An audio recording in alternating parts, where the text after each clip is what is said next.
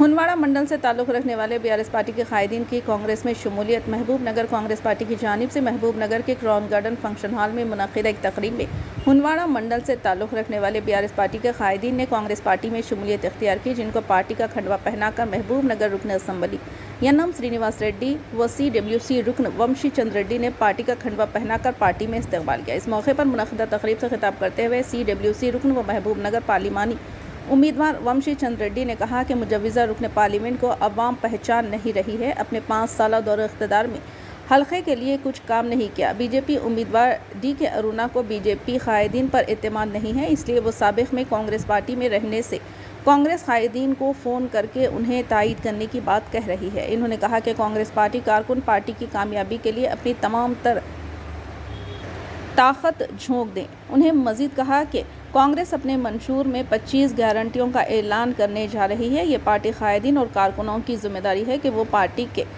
इंतखाबी मंशूर को घर घर तक जनता पार्टी నుంచి భారతీయ జనతా పార్టీకి చెందినటువంటి నాయకులు కార్యకర్తలే వ్యతిరేకిస్తున్నటువంటి DK అరుణ గారు ఉన్నారు.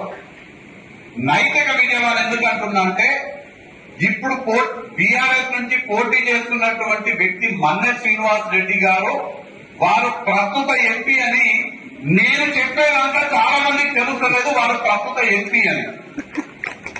మన ఎంపీ ఎవరో కూడా తెలియనటువంటి పరిస్థితిలో ఉన్నారంటే అసలు వాళ్ళని పోటీలకే తీసుకోవాల్సిన అవసరం లేదు. మనం పాలమూరు ప్రజలు, మహబూబ్ నగర్ లోక్సభ నియోజకవర్గ ప్రజలు చాలా తెలివైన వాళ్ళు, విజ్ఞతతో ఓటేసే వాళ్ళు.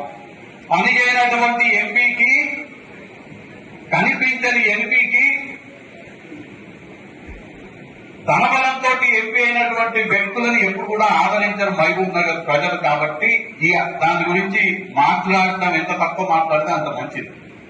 ఇక ఉన్నటువంటి ఇంకొక ప్రత్యర్థి భారతీయ జనతా పార్టీ నుంచి DK అరుణ గారు. ఎందుకు నైతిక విజయం మనదని చెప్తున్నానంటే DK అరుణ గారికే వారి పార్టీ మీద గాని, వారి పార్టీ నాయకుల మీద, వారి పార్టీ కార్యకర్తల మీద నమ్మకం లేనట్టుంది.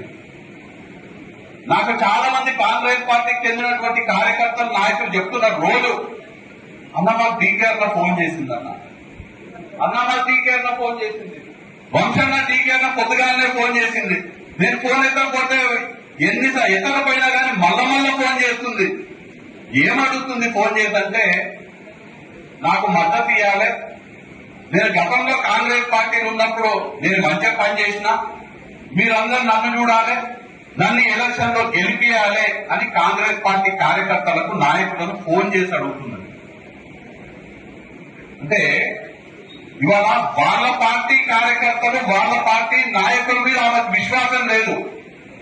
కాంగ్రెస్ పార్టీ నాయకులు, కాంగ్రెస్ పార్టీ కార్యకర్తలంట ఆమెలాగా నైతికత వదిలేసి, ఆమెలాగా విలువలు వదిలేసి, ఆమె ఎట్లయితే కూటొక పార్టీ మారుతారో, ఎట్లయితే పదవుల కోసము, పైసల కోసము ఎట్లయితే కండువాలు మారుతారో, తెలుగుదేశం పార్టీ నుంచి సమాజ్వాదీ పార్టీ, సమాజ్వాదీ పార్టీ నుంచి కాంగ్రెస్ పార్టీ, కాంగ్రెస్ పార్టీ నుంచి భారతీయ జనతా పార్టీ, మళ్ళీ భారతీయ జనతా పార్టీ నుంచి రేపు BRS అవుతుందో, MIM అవుతుందో, ఏ పార్టీ అవుతుందో, ఎట్లయితే ఆ BSP అంటుండేవారు, ఎట్లయితే ఆమె రాజకీయాలలో నైతికతని, విలువలని వదిలేసిందో, అట్లా ఇవాళ కాంగ్రెస్ లో ఉన్నటువంటి నాయకుడు, కార్యకర్తలు కూడా ఆమెలాగా నైతికతను, విలువలను వదిలేసి భారతీయ జనతా పార్టీ నుంచి పోటీ చేస్తున్నటువంటి ఆమెకు మద్దతు ఇవ్వాలంట, ఆమె కోసం పనిచేయాలంట.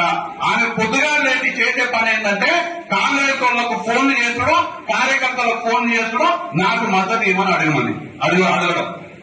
నేను ఇలా ఛాలెంజ్ చేస్తున్నా, భారతీయ జనతా పార్టీకి సంబంధించినటువంటి ఏ ఒక్క